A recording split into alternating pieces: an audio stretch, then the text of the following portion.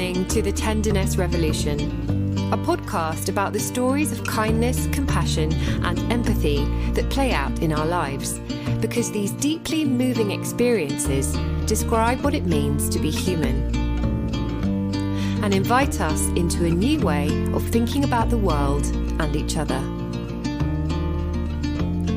I'm your host, writer and journalist Yvonne Gavin. And every episode, I'll be asking a new interviewee about a pivotal moment of tenderness that helped shape the course of their life.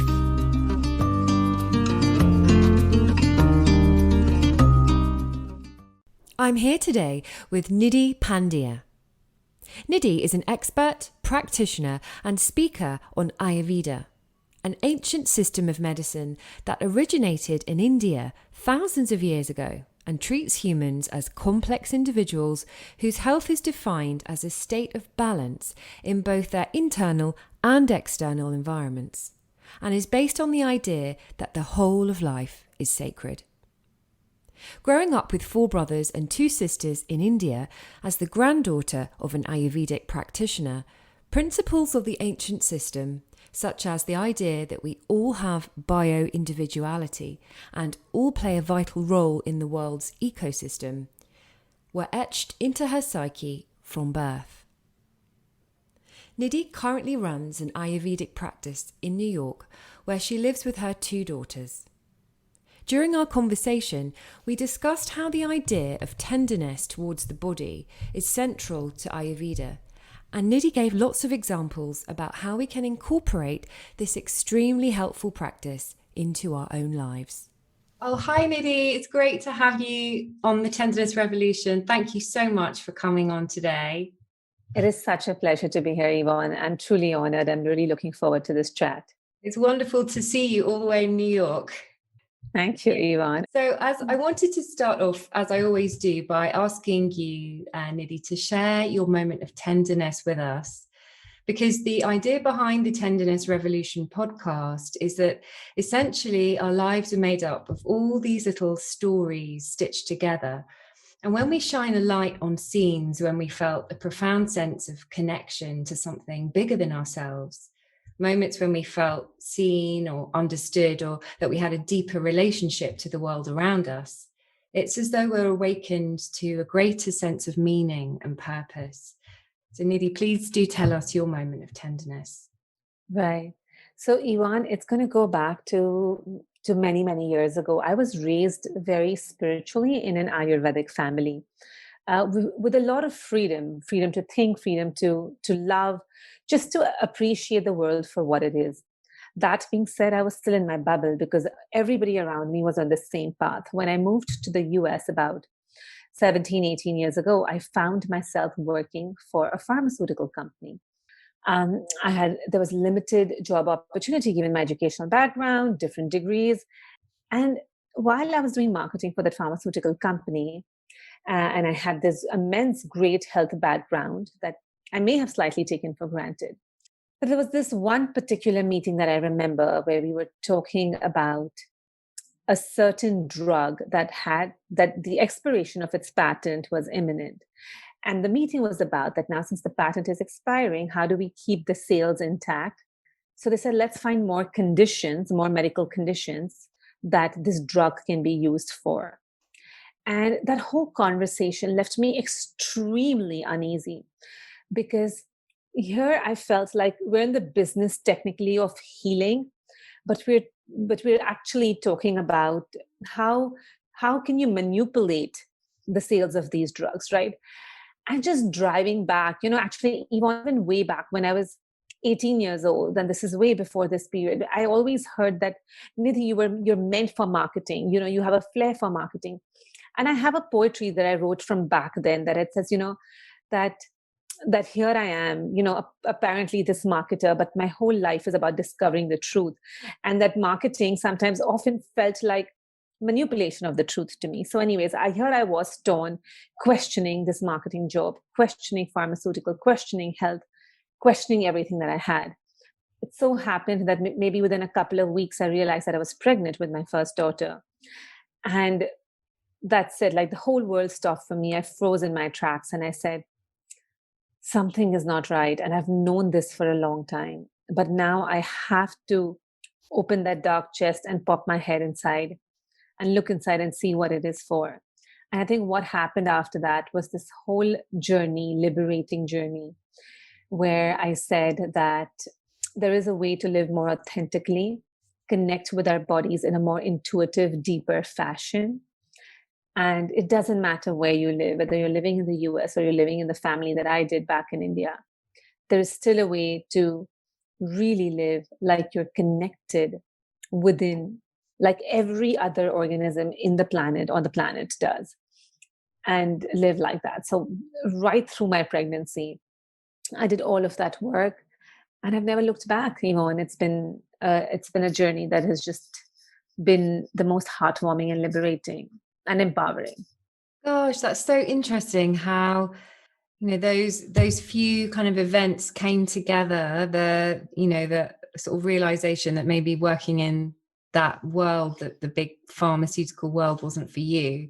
And also, realizing that you were pregnant with your first child, and often that brings up feelings for so many of us about, are we, questioning what we're doing, and are we on the right path? It's often sort of a time where we reflect on all of those things. So that's really wonderful. And also how you thought about yourself as a child. And I mean, Ayurveda was really a very big part of your childhood, wasn't it? Your grandfather was an Ayurvedic practitioner. And I've been sort of looking into Ayurveda a bit recently, since I came across you actually on Instagram. I think I first watched a video on there that you were doing, and I found, if I'm really honest, I really wanted to connect with you because it made me feel a deep sense of calm watching you and hearing you talk about the body in the way that you do. It felt like tenderness. It felt like what you were calling the people who are interacting with you, what you were calling them to do was to listen deeply to something that isn't often talked about. Especially I think in medicine, where we're often conditioned to think about our health in terms of, well, that's something that doctors take care of, it's something that people outside of me know about, but it's not something that I will know about because I can't possibly know about what's going on in my body. And I think, especially now with how busy everyone's lives are, and we've had a very strange couple of years on this planet, I think it is very difficult to have that connection with your body, and we tend to go up into our heads, and I definitely do it myself. But it seems to me that Ayurveda encourages a different approach to the body, an intuitive approach. Could you talk us through how Ayurveda does that? Absolutely, Yvonne, right? So while Ayurveda is very scientific and gives you really defined code, right? It gives you very defined code and teaches you how to decipher the code of your own body. So there's a code of the universe, right, which is unchanging. And there is a code to your own personal body. And you have to identify and unlock that code, right? So while this all sounds mumbo jumbo, let me go back and explain what I mean, right? The first thing that I like to use is the example of Helen Keller. She was blind, and it's known that that because she was blind, she could use some of her other senses in a more advanced fashion. For example, she could tell when somebody was 1 mile away. She could tell that, hey, this is the person, and she could sense energetically or through her senses what was going on.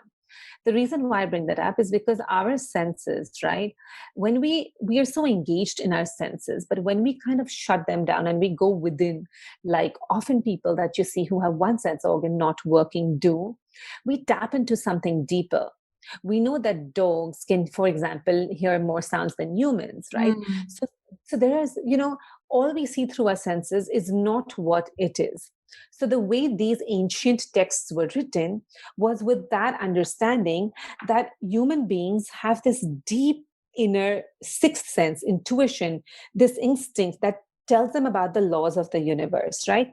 Mm. Um, the other example that I want to use and is when a baby is born, the baby is not even familiar with how it looks, right? The baby's never seen a biology book saying that this is how my mom's going to look. This is the mouth I'm going to use to consume. But you've been a mother, Yvonne, and the baby is born, and the doctor puts the baby on the mother's chest.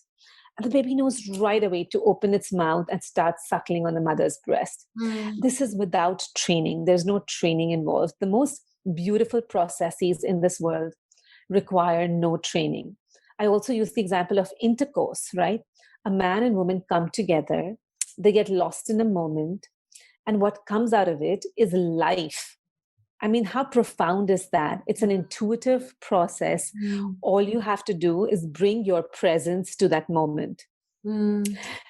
Something you cannot replicate in a lab. So the reason why I give this is because this is how the texts were written. The texts were written with this level of deep knowing, understanding that the human beings, as is the macro, right? The saying goes, as is the macro, so is the micro. As is the micro, so is such is the macro.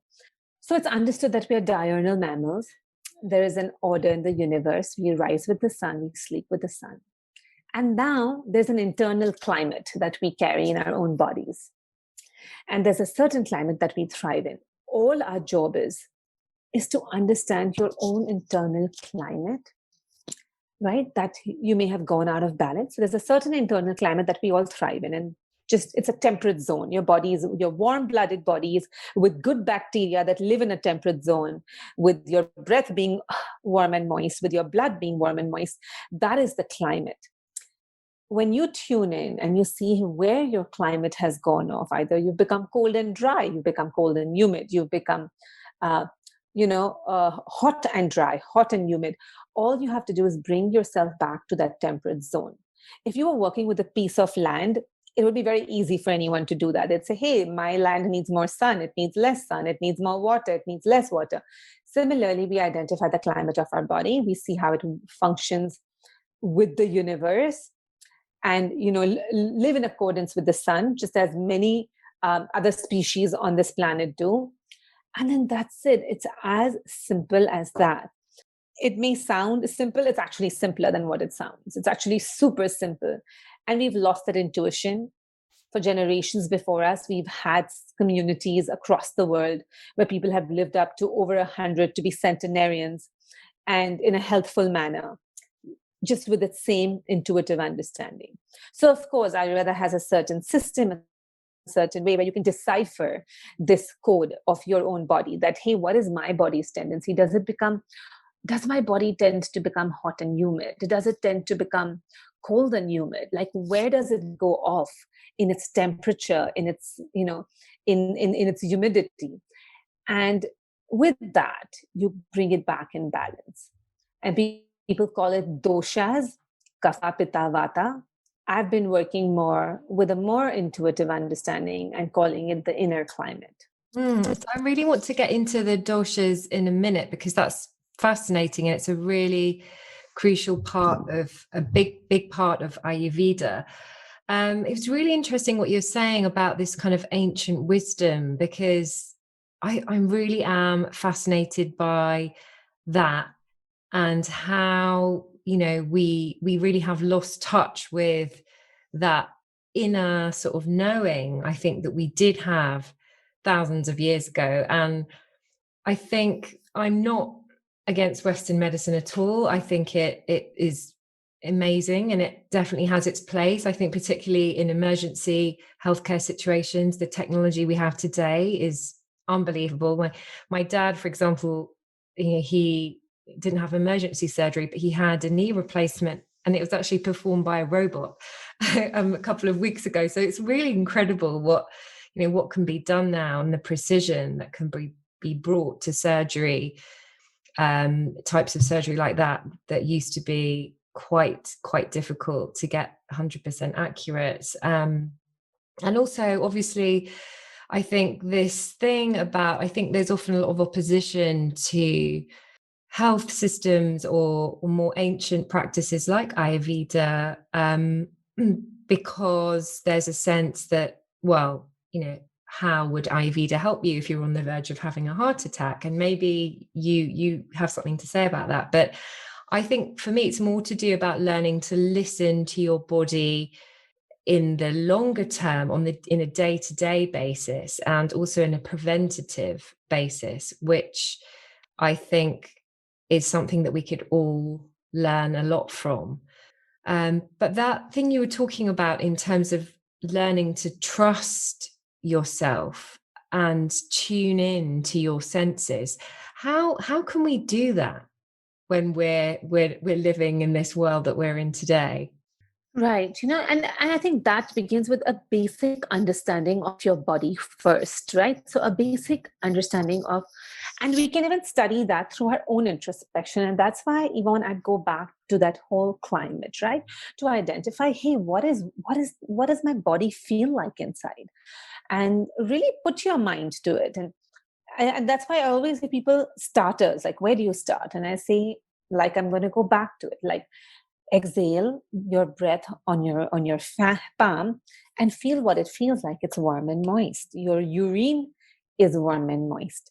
The blood in your veins is warm and moist. The mother's milk is warm and moist. Your Mm. reproductive fluids are warm and moist. The probiotic environment, right? What is probiotic? It's the good flora and fauna. Where does good flora and fauna exist in the universe? Where it's nice, warm, and moist. If it's too hot and humid, it'll become overly tropical and you can get parasites. And the same thing can happen in your gut, actually. You can get dysbiosis of the gut. Mm. But they're warm and moist. And then start examining your own symptoms. Hey, is it overheating? Is my body overheating? Am I feeling heartburn? Do I have burning in my stools? Am I overly flushed in the sun? Examine your body to see if you are extra humid. Hey, do I have secretions from my eyes? Do I have excess congestion? So when you understand this, right, you understand the climate of your body. And Mm. then again, the doshas are also very useful. And I tell people, don't have to go and take a quiz on the doshas. And we can go into the doshas a little bit, but just create an awareness that, hey, what do I do to keep my body warm and moist? And that's how the yogis ate. These are super simple principles, Yvonne, that you eat warm and moist foods. Like, everything should be cooked according to Ayurveda. Everything should be spiced. Good spices, not spicy, but spiced, which is different. A good spice is that which is not spicy to your tongue, but is still called a spice, like cloves, cumin, cinnamon. So you use good spices in your food. You always cook your food. You add in the moisture by picking naturally moist foods like sweet potatoes, avocados, rice. But you can also add good fat, right? So that's how your food should look, because you're supporting the warm and moist environment inside. And then again, you work with the cycle of the sun. When the sun is at its peak, you eat your heaviest meal. When the sun is setting, you eat your smallest meal. So there's some principles, and I tell people, if you just follow these two principles of eating the right warm and moist foods, Mhm. um, and you eat according to the cycle of the sun, you've fixed 60% of it. Mm. The remaining 40% of it you do by identifying your unique body's tendency, right? So everybody's body could have a unique tendency. And that's what the three doshas are: Okay. kapha, pitta, vata. Right. And then, of course, we can go into Just it. before you explain the doshas, I'm really, really interested to hear you explain how they're distinct from each other and how we can identify them in ourselves. Why should we avoid, for example, like raw foods? What effect could that have on the body? Right. Now, even in certain conditions, right, raw foods could be very useful for a short period of time. For example, when somebody has excess slime, excess humidity, high blood pressure, cholesterol in their system, then you need something to scrape it through. And sometimes those raw foods can allow for that excess absorption of the slime, of the plaque. And then when you come back to equilibrium, I say go back to eating your cooked foods. But I'll tell you why raw foods are contraindicated. And I'm going to take you back to when the Homo erectus species, billions of years ago, discovered fire and started using fire to cook foods. the size of our brain changed, our stomach changed, the lining of our gut changed. We became full Homo sapiens. We became the species that we are, this evolved, intelligent species, because a lot of energy was being used to really break down our foods before this.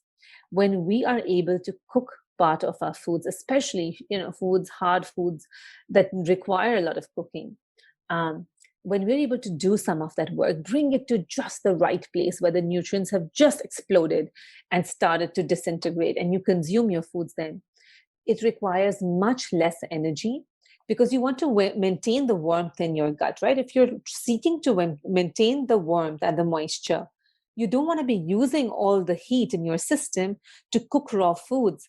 At the end of the day, everybody's bowels look the same. The journey from raw to elimination becomes really, really a long journey if you're not going to support it by a little bit of cooking.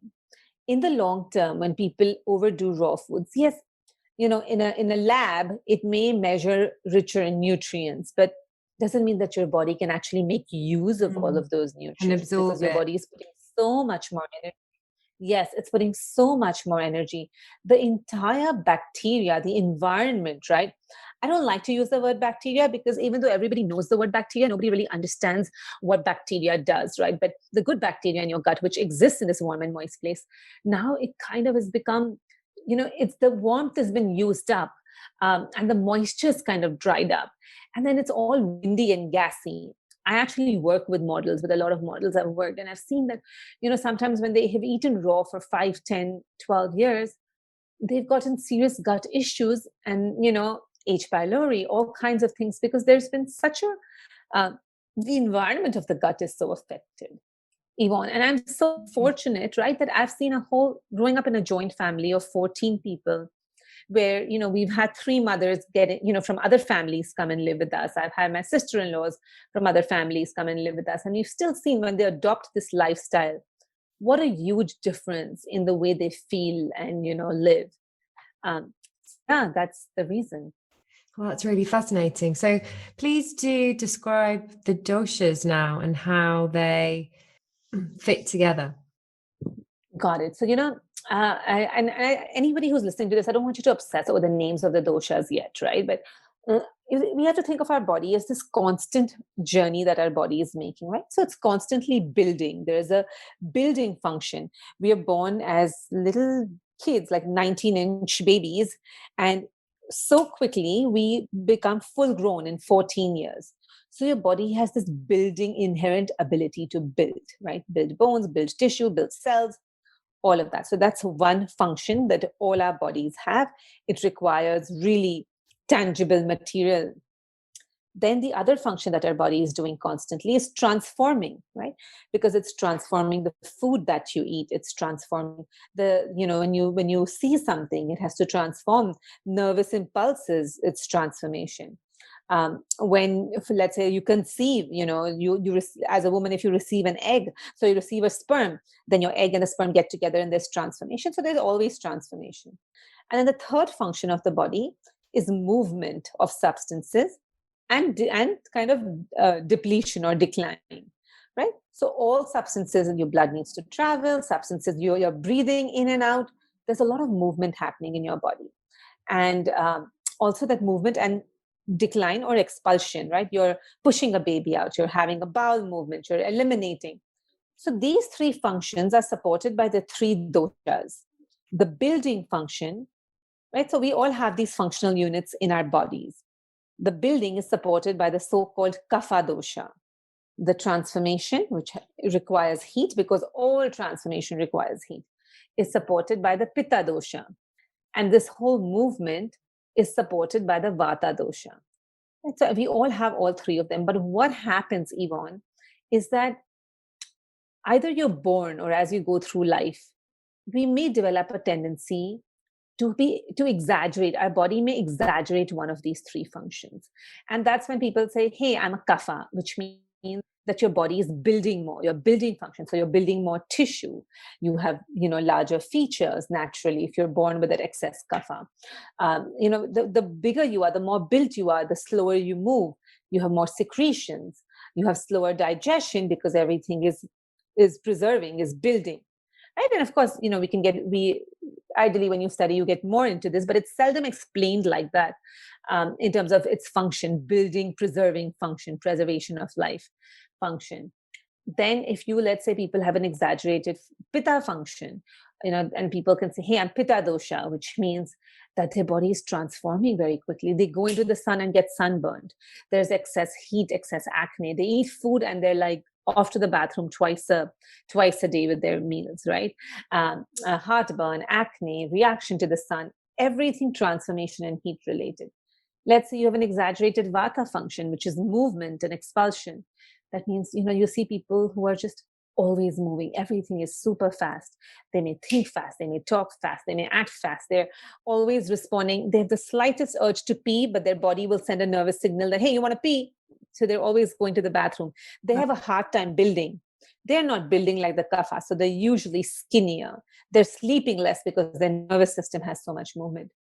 So when you really go into these three doshas and you understand the tendencies, then you have to ask yourself every time you experience a symptom: is this a building symptom? Is this a transforming symptom? Is this like a movement and expulsion or a decline function? And then that's where you start understanding your body. You start questioning, hey, am I a builder? What am I? What is my predominant dosha, so as to say? And then you work accordingly. Gosh, that's really fascinating, Nidhi. I've never heard it put in terms of building, transforming, and moving. Is that the third one? Yes. Yes. That's a really fresh sort of way of understanding the doshas for me, because I've only ever seen them as those quizzes that you mentioned at the beginning, and it's all about your body shape and often even things like your hair color. And I don't know how much truth there is in those things, or do you find those quizzes helpful? I think they're just fun to do, Yvonne. But now I'm just going to ask you a simple thing, right? So when I talk about these three doshas, and let's say somebody has a tendency to build since they were in the womb, which one of these three, the building, the transformer, or the vata, the movement and decline, who will have the thickest hair? Right. So the builder. Yeah. Right, so that's the kapha, right? Right. It's kapha dosha, right? I but see. but I'd rather work backwards than take a quiz, right? Because the Mm. quiz doesn't tell you what it's doing. I'd rather, when people say big eyes, bigger mouth, slower digest, but if you really go deep into the Right. function, right, then my whole goal is to make it intuitive, the whole, Yeah. not to make it academic, to make it intuitive, to start understanding it that way. And once people, of course, I've summed up for you in 5 minutes what could take three, four, I mean, it could take years, it could take days, it could take months. But I say that once you get the concept and you spend even a few weeks sitting on it, the world begins to open up, just a little bit more reading. Unfortunately, there's not much online, but a little bit more deeper, just saying curiosity. Have to just bring Mm. curiosity to it, Mm. and then the world opens up, and boom, boom, boom, everything makes sense. I mean, Yvonne, everything in the world makes sense. I think it's such an interesting perspective to take on humans and on each other, because, and I do think there's a lot of tenderness in it, because I personally don't feel that there is a great appreciation of difference in our world. And I feel that difference, I mean, even in the healthcare system, for example, in Western medicine, it's based on a very much of a one size fits all, sort of model. And I totally understand why. I'm from the UK and the National Health Service is incredible, but, in the work that it does, but it's very much of a, I think, sort of a last port of call. If you can develop this kind of intuition around your body and around it, what it needs, and what makes it feel good, and notice when things don't feel good, then do go and see the doctor if you know that, or feel that there's something seriously wrong. I think that sort of approach is definitely something that would, I think, really, really help lots of people. But I just think it's wonderful to appreciate that we are all different, and actually, what really works for someone in terms of a food that really suits them might not work for someone else. And the same goes with different types of exercise. That's also a part of Ayurveda as well. How might that play out then in terms of the different doshas? Right, Yvonne. I mean, I also want to just say, right, the whole definition of Ayurveda is the science of life. Uh, and Ayu means life, Veda means science. So it's, how physics is the science of mechanics and chemistry is the science of chemicals. Ayurveda is the science of life. Anything to do with life is Ayurveda. If you can look at life through the lens of this deep understanding at a granular level, but doesn't matter what you're doing, you're practicing Ayurveda, right? In a way. So it's again bringing back to an intuition. And somebody's body likes to build, right? And likes to store and store and store. And you see you're getting bigger and you eat the same amount, but your body likes to hold on to it and store it. Then you, of course, would need, then intuitively, Yvonne, would they need more exercise or less? Maybe more. More, right? Because you're building, but you want to move towards transformation. You want to get them moving. You want to get your system moving. So, similarly, when people who are overly transforming and overly heating up their bodies just naturally, they need exercise in cooler environments. They can't burn themselves out. A person like that, when they go for hot yoga, it's like they're already on fire, they're already transforming. And you go for hot yoga, you're just burning out. You know, let's go to the vata dosha, right? If you're like just lean and skinny because your body is moving all the time, you need something more restorative and grounding. And the same thing for foods. The builders will eat food that's less building because their body, anyways, likes to build. The transformers will eat food, I'm going to say transformers, but the pittas will eat food that's more cooling because their body is already heated. And if you're vata, you'll eat because you're always moving, you'll eat something that's more grounded. Grounding, like root vegetables. So it's bringing back the intuition into the science and understanding even the minds, right? So the kapha mind or the builder's mind likes to hold on to emotions, likes to hold on to everything, likes comfort zones, everything that is holding, building, preserving. So the mind needs more stimulation. They may talk slower because they're just, holding on more. Anything that's big and built moves slowly. It's the opposite of vata, which is the movement and decline, right? This is the preservation and building. The pitta mind is sharp, angry, focused. The vata mind is all over the place. You can get anxious even, right? Because when you have so many thoughts, anxiety is possible. I think I have a lot of that, I think, in me. And what I've found is interesting is that my husband and I, he always says, I can't keep up with your thinking because I tend to move really quickly from one. I'll be talking about something and then suddenly I've connected it to something else. And then he's like, I just need to go back a few steps. Basically, right? Yeah, but what's really helpful is this understanding of difference, because I think there can often be this tendency to think, well, why can't they, be more like me, or why is this thing good for me and not for them? And it's really just because we're all born different. Our constitutions are different. That's just, the world is made up of humans with all these different combinations of doshas, and our constitutions are all fine-tuned in slightly different ways. And yet, Yvonne, right? Yet, when we start understanding our own tendencies and we start living in a way that does not exaggerate it further, we all come back to a certain equilibrium of that, that nice, warm, and moist place of balanced function, of building transformation and movement. So, our life's work is to basically understand what's standing in the way of me and this function, and then kind of work on it. Like I'm very much like you. I was growing up very much like you, but I was very vata, in terms of the movement, and I could still get into that tendency. But I know that as I've adopted more grounding practices and I've adopted more grounding foods, that has definitely, evidently changed. In fact, somebody who doesn't know me from childhood would find it sometimes hard to believe that I had that tendency, right? But because I was able to identify my own body's and mind's tendency, I was able to work on it. And this is the power that Ayurveda gives you. Because otherwise, Yvonne, today there's A superfood, tomorrow there's B superfood, and they all sound equally good.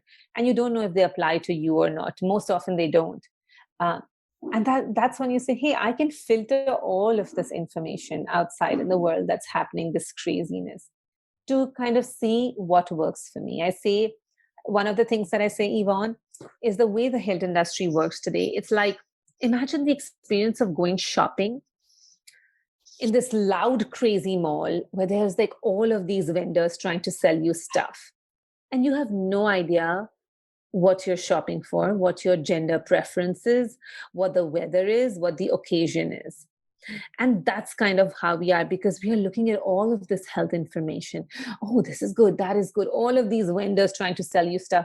But we don't know what, the minute you know your body and the minute you know what you need, right? Imagine walking into a mall knowing exactly I need these pair of white pants for the winter. You've already filtered out a lot of the noise.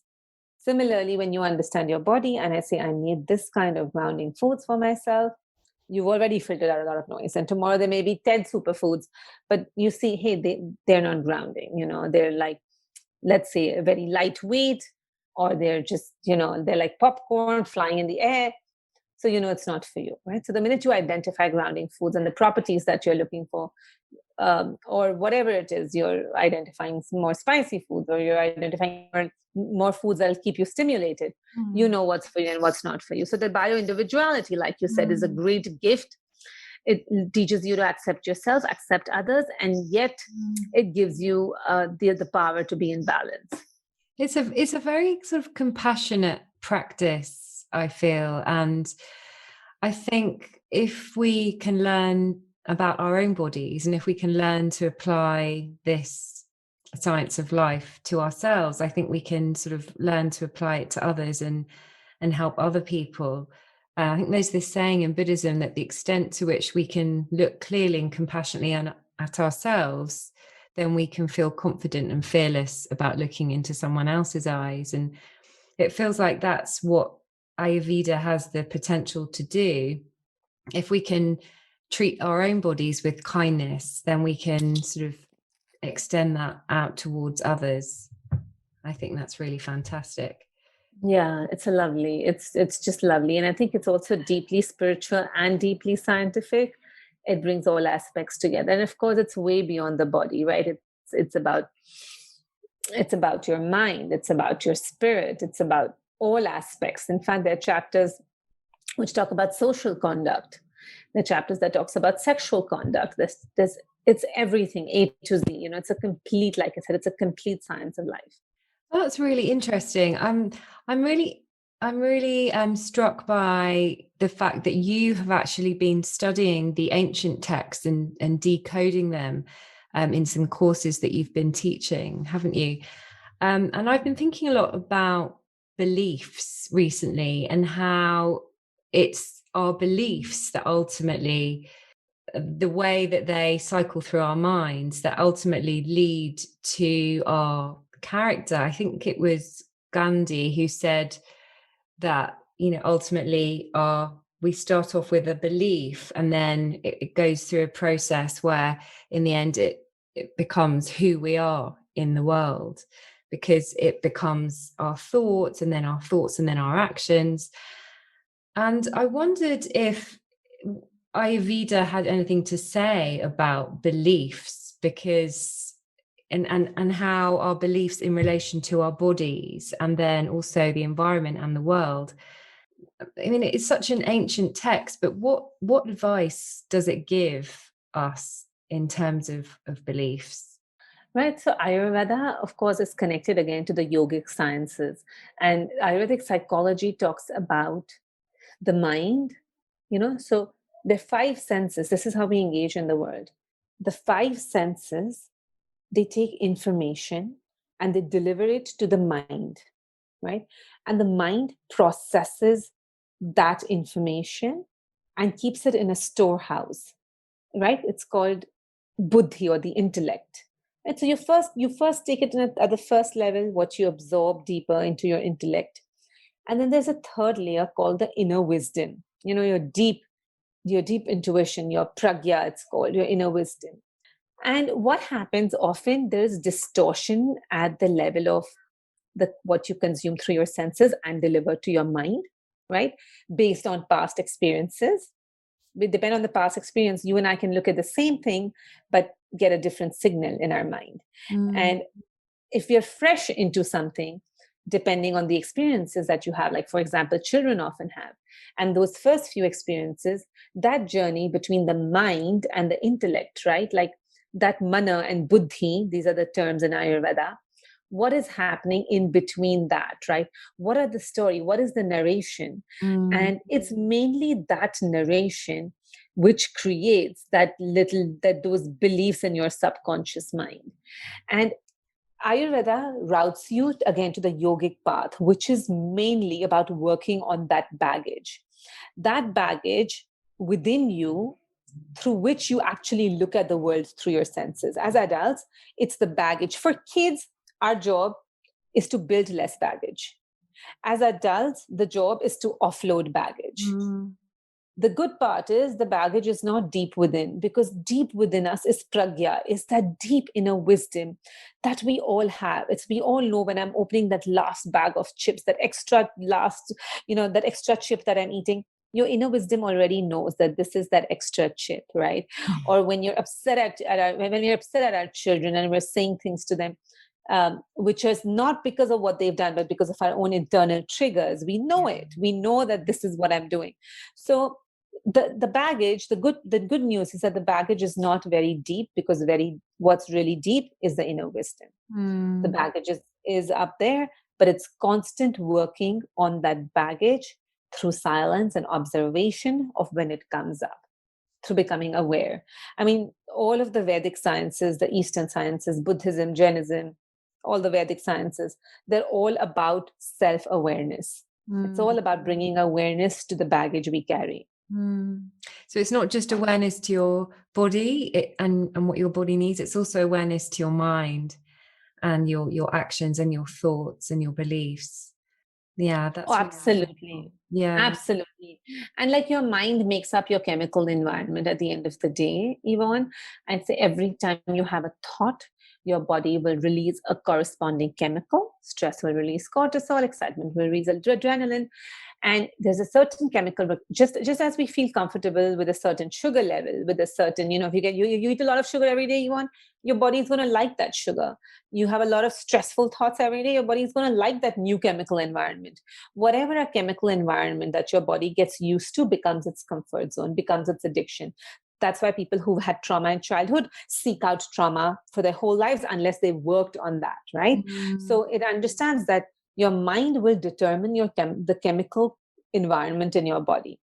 And when you can work on it and create a new normal for the chemical environment, and the chemistry of your body will affect the biology of your body. So the mind is a very important part. The mind determines the chemistry, the food will help the biology, and you put them both together and you really have the power to live a life that you want to live. That's so interesting. It's that thing, isn't it, of recognizing and bringing that awareness. And then from there, once you have that awareness, then you can sit with, these difficult experiences or feelings, and then eventually they will dissipate. Yeah, that's really incredible. I wanted to ask you about parenting in an Ayurvedic way. I know that you have two girls, and I wondered about how your role as an Ayurvedic practitioner has influenced you as a parent and the way that you bring them up. And I think luckily, Yvonne, because I've had the Ayurvedic spirituality and psychology with it, right? It's not just limited to the body. I think it's been actually a very liberating and fulfilling experience, right? So let's say when my girls were younger, I was more of a stickler about like, they should do this, they should do that. And we had like this whole routine in place, especially when my older one was. And then I realized that it was not serving a purpose at all. because it was creating such a tensed energy within me. That inner wisdom told me that something's wrong.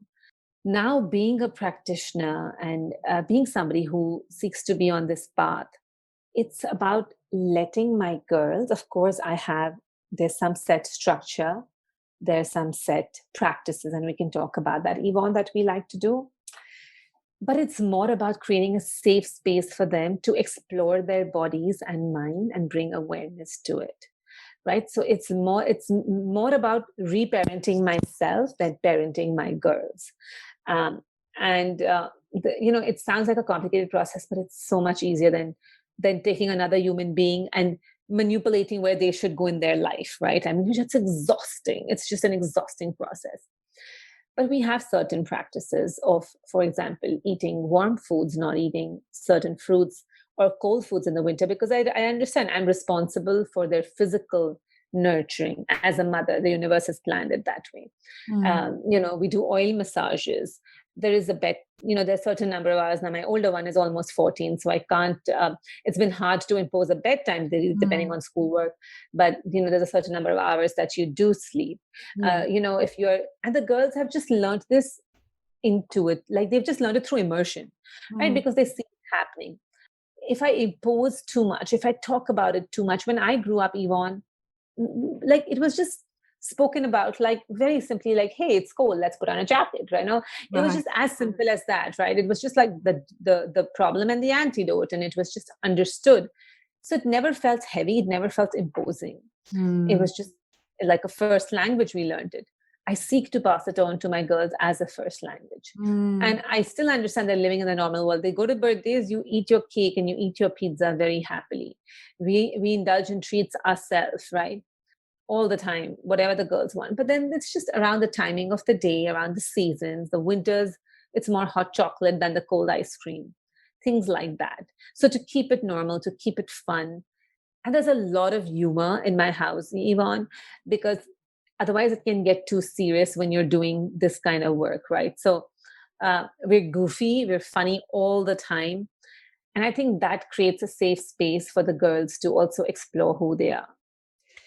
Yeah. Oh gosh, I love that. I think that's also really interesting what you're saying about it getting too heavy, because I think so much about being a parent just can, when we feel like, "Oh, what should I be doing? And I should be following these rules, or this book, said that I should be doing it this way."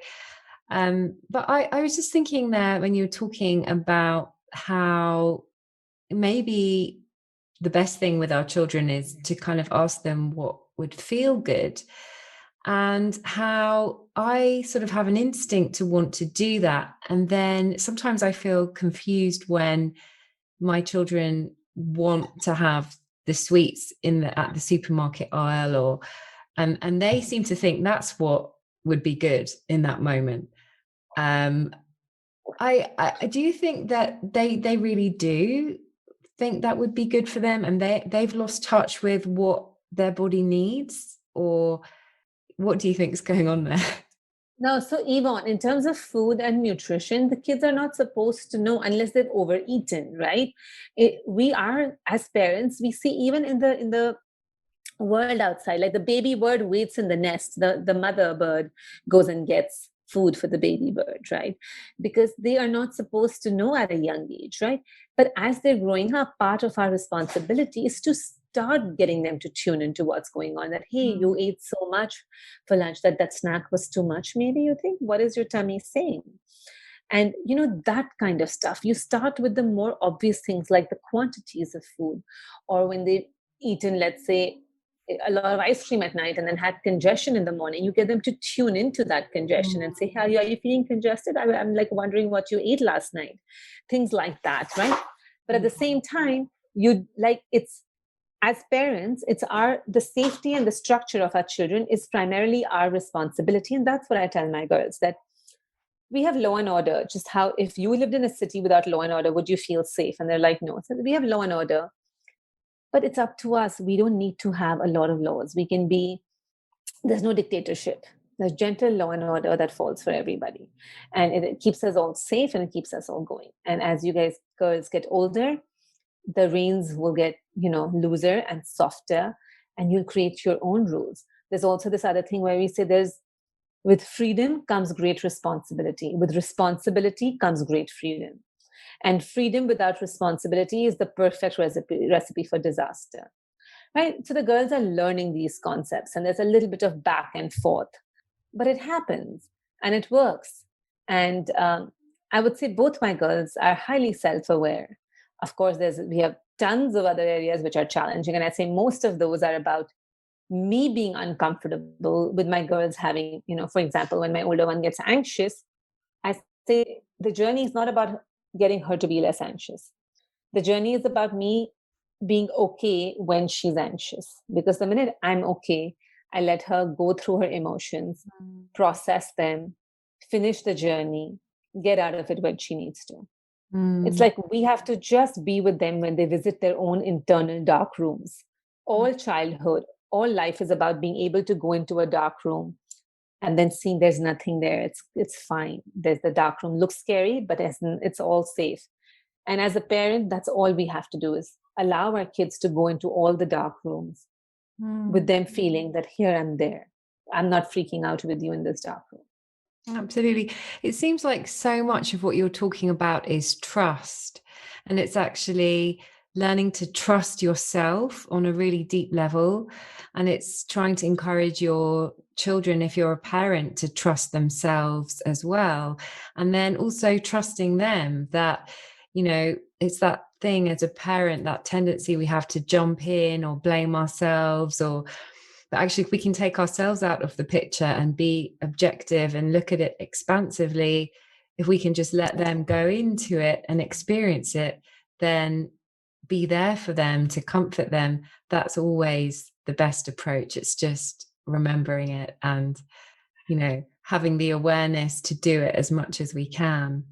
And to comfort ourselves, Yvonne, to be extremely kind and support ourselves as well, because it's tough work. It's tough work to see these beings blossom and to resist the urge to always be like, hey, you know.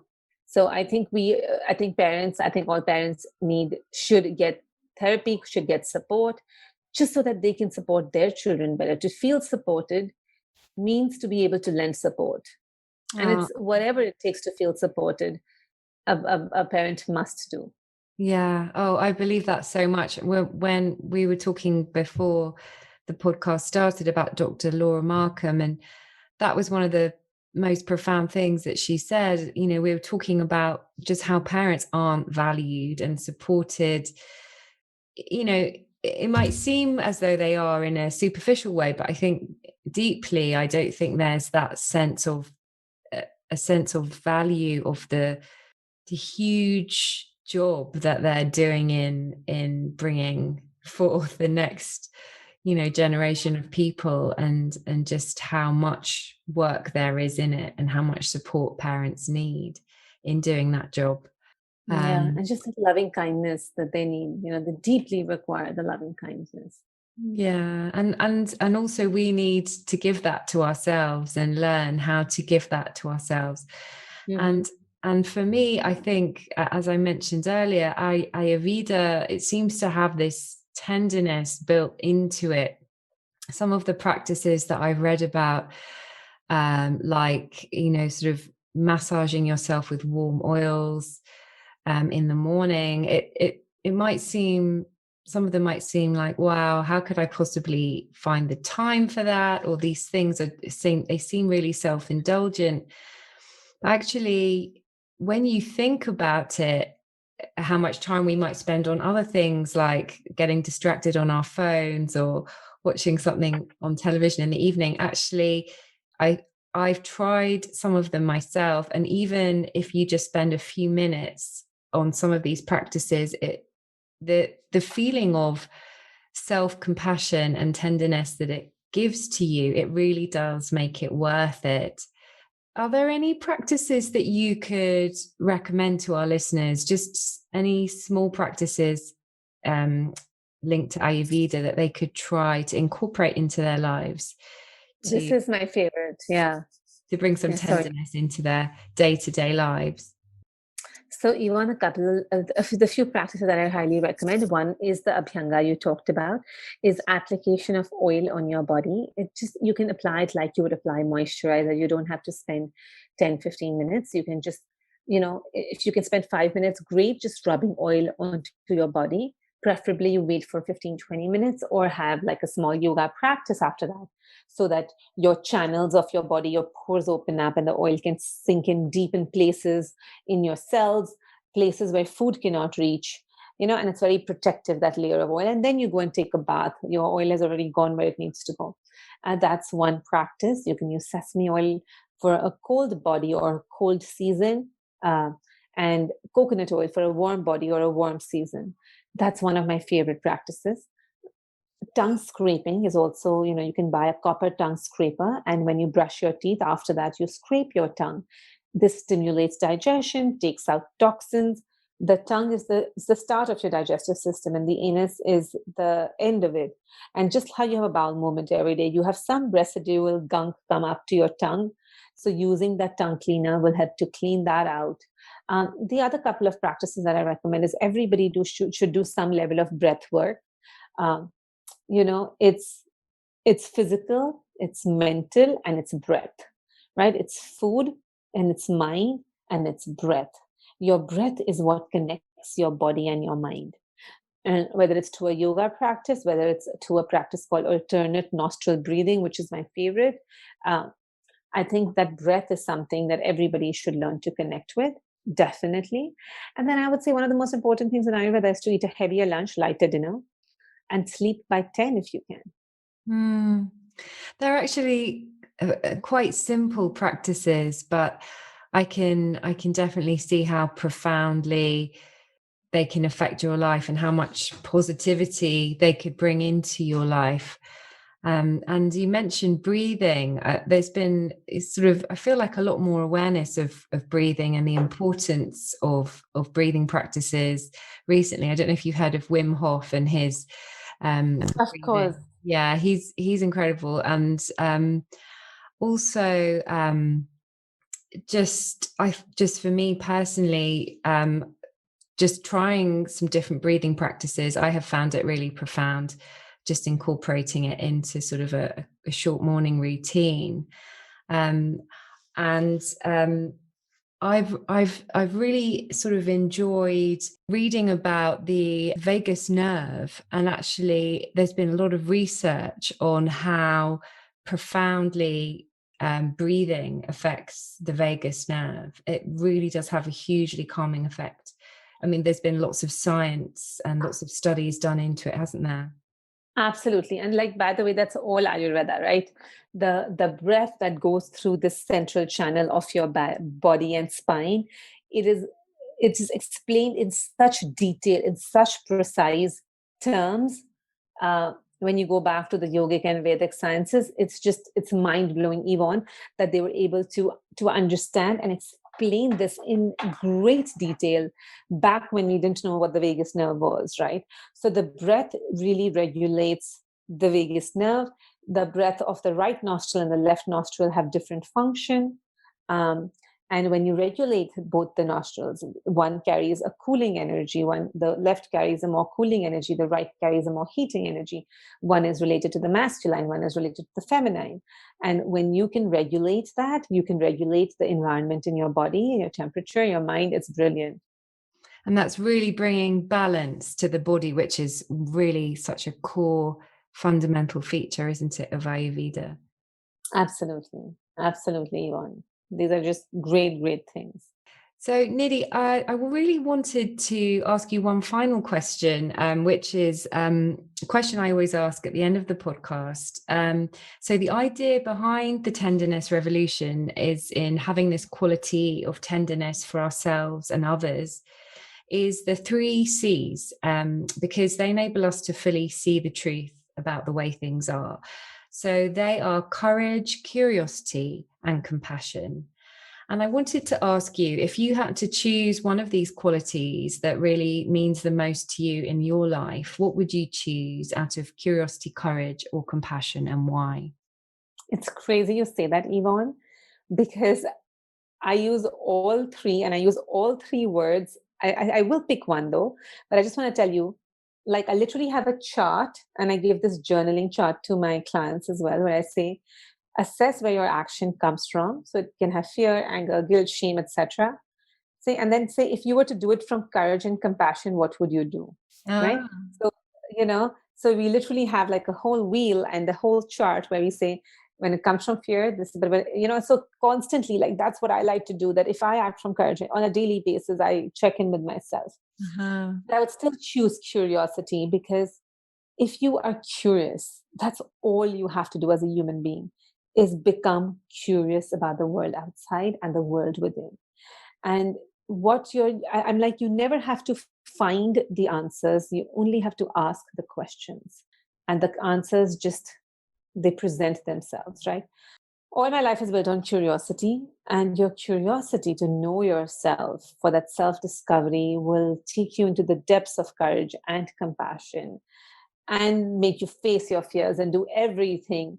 The more we keep our curiosity on, the more we live. I mean, that's the experience of life. That's amazing. I totally agree. I feel curiosity is so essential to living a really full life and a tender life. And I feel if you can be curious about yourself and what's going on within yourself, and for me that's a big part of Ayurveda, and that's the way you've described it. But also, if you can be curious about others, I think you can have a lot of compassion for them. And it really feels like, to me, it's the opposite of a judging sort of mindset. So I love that. I love what you said. And Nidhi, I've really enjoyed speaking to you. Me too, Yvonne. Thank you so much for having me. This was a Thank pleasure. you. Thank you so much. Thank you for listening to this episode of the Tenderness Revolution. I hope you come back for more, because my aim with this podcast is to help us become more aware of these moments of kindness and compassion and how they shape our lives, and enable us to feel more connected to the world around us.